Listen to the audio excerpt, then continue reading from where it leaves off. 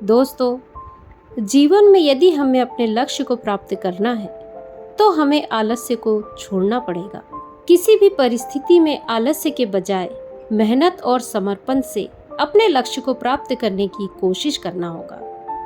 आज की कहानी हमें यह सिखाती है कि आलस्य को एक चुनौती के रूप में हम कैसे स्वीकार करें और इससे हम कैसे बाहर निकलें। साथ ही आज की कहानी हमारे मनोबल को ऊंचाइयों तक लेकर जाएगी। तो चलिए आज की कहानी शुरू करते हैं। एक बार की बात है, पहाड़ी के नीचे बसे एक छोटे से गांव में एक नौजवान लड़का रहता था। वह लड़का उस पूरे गांव में सबसे आलसी और कामचोरी के लिए प्रसिद्ध था। सभी गांववासी उसे आलसी कहकर ही पुकारते थे, क्योंकि वह पूरे दिन एक पेड़ के नीचे पड़ा रहता, झपकियां लेता और अपने भविष्य के बारे में अच्छे अच्छे सपने देखा करता। उसके दिन ऐसे ही आलस में गुजर रहे थे।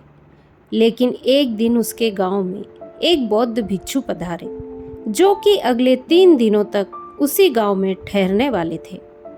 बौद्ध भिक्षु गांव में भिक्षा मांगते, दिन भर लोगों को उपदेश देते और रात्रि में गांव के बाहर बने बौद्ध मठ में विश्राम करते। बौद्ध भिक्षु जब भी भिक्षाटन के लिए गांव में जाते और भिक्षा लेकर वापस लौटते तो हर बार उस नौजवान लड़के को उस पेड़ के नीचे लेटे हुए देखते।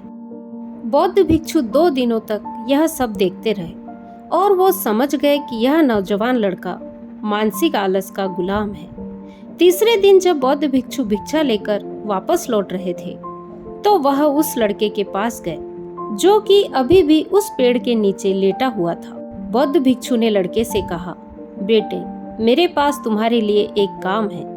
मैं चाहता हूँ कि तुम उस पहाड़ी की चोटी तक जाओ और वहाँ से मेरे लिए एक पंख लेकर आओ।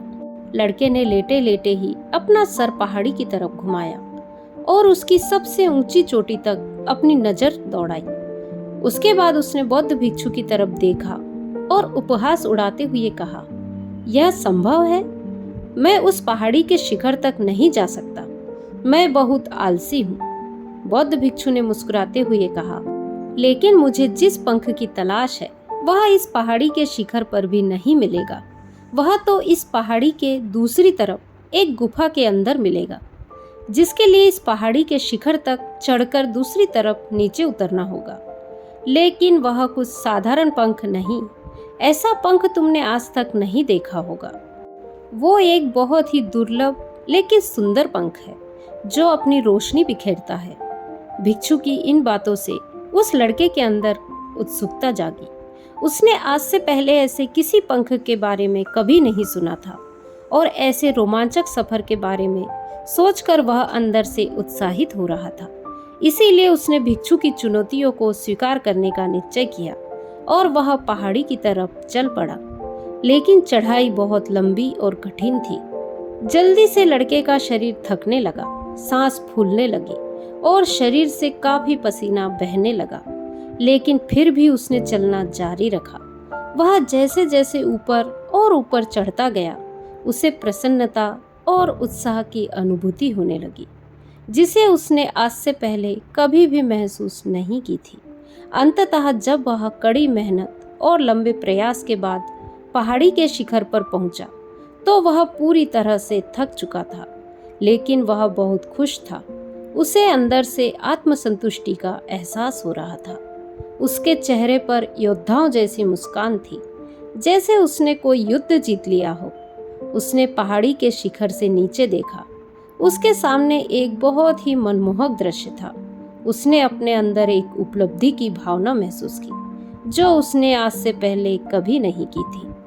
लेकिन असली चुनौती आ गई थी। उसे पहाड़ के दूसरी ओर उतरना था और उस गुफा को ढूंढना था जहां पंख के मिलने की बात कही गई थी। नीचे उतरना और भी ज्यादा मुश्किल था। वह खतरनाक था, क्योंकि ढलान ज्यादा खड़ी थी और चढ़ाई के समय लड़का कई बार लड़खड़ाया और गिरा भी था, तो वह डर भी उसके अंदर था। लेकिन भिक्षु को पंख लाकर देने के वादे की वजह से वह लगातार आगे बढ़ता रहा। काफी खोज मशक्कत और कड़ी मेहनत के बाद जब वह अंत में गुफा तक पहुंचा तो उसने देखा कि पंख वहीं पड़ा हुआ था। जो गुफा के प्रवेश द्वार से छनकर आ रही रोशनी में चमक रहा था। उसने पंख उठाया, लेकिन उसकी सुंदरता को देखकर अचंभित रह गया। वह काफी देर तक पंख को ही घूरता रहा, लेकिन फिर अचानक उसे याद आया कि अभी तो उसे वापस भी जाना है। उसने खुद की तरफ देखा। वह पूरी तरह से थक चुका था।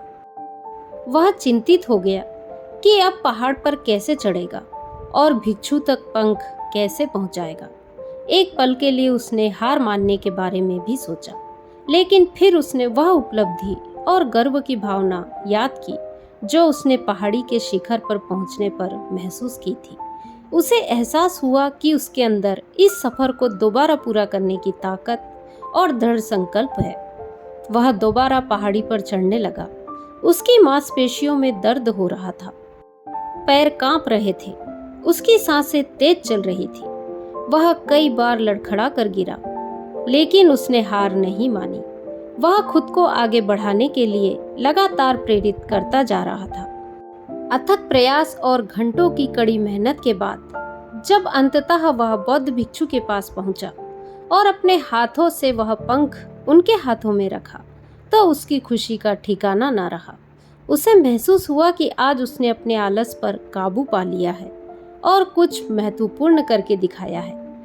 उसके चेहरे पर संतुष्टि का भाव देखकर बौद्ध भिक्षु मुस्कुराए और बोले, बहुत बढ़िया मेरे बच्चे, आज तुमने जीवन का एक बहुत ही महत्वपूर्ण सबक सीखा है कि आलस से कोई ऐसी चीज नहीं है जिसे स्वीकार कर लिया जाए या सहन कर लिया जाए। आलस से एक चुनौती है जिसे दूर करना होगा। ये एक बाधा है जिसे पार करना होगा, और आलस्य को खत्म करने के लिए तुम्हें अपना पहला कदम उठाना ही पड़ेगा और अपने लक्ष्य की ओर चलना ही पड़ेगा। तुम तब तक चलते रहना जब तक तुम अपनी मंजिल को हासिल नहीं कर लेते। नौजवान लड़के ने भिक्षु के शब्दों की गहराई और उसके महत्व को समझते हुए अपना सर हिला दिया। आज उसे एहसास हुआ कि वह हमेशा से ही बड़ी और महान चीजों को करने में सक्षम था, लेकिन उसके आलस्य ने उसे रोक रखा था। अब वह जानता था कि उसके पास अपने रास्ते में आने वाली किसी भी बड़ी से बड़ी बाधा को दूर करने की ताकत और इच्छा शक्ति है। इसके बाद बौद्ध भिक्षु ने उसे आशीर्वाद दिया और वहां से चले गए। दोस्तों, आज की कहानी यदि आपको पसंद आई हो तो कहानी को लाइक, शेयर, कमेंट करें और मेरे चैनल को सब्सक्राइब करें। नमो बुद्धाय।